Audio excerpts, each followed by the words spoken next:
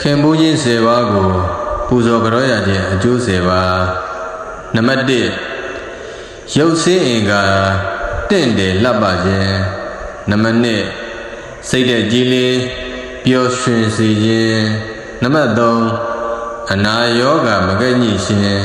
နံပါတ်4ဘေးရန်တွေတို့မှလွတ်ကင်းခြင်းနံပါတ်5လူအများတို့ချစ်ခင်နှစ်သက်ခြင်းနံပါတ်6လက်လာပါရှင်လန်းခြင်းနံပါတ်9အိမ်မကောင်းနမိတ်ကောင်းများရရှိခြင်းနံပါတ်8နတ်တရားတို့၏ဂုဏီမဆာမှုခံရခြင်းနံပါတ်9အကြံစီဟူသည်များအောင်မြင်ခြင်းနံပါတ်10သင်ကြားသည်များအသက်ပညာကို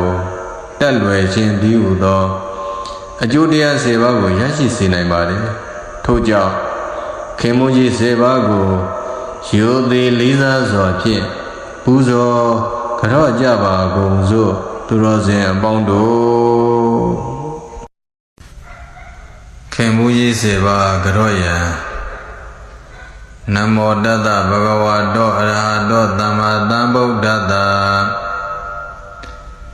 ဗုဒ္ဓပိစိကဗုဒ္ဓသအရဟအဂတဝက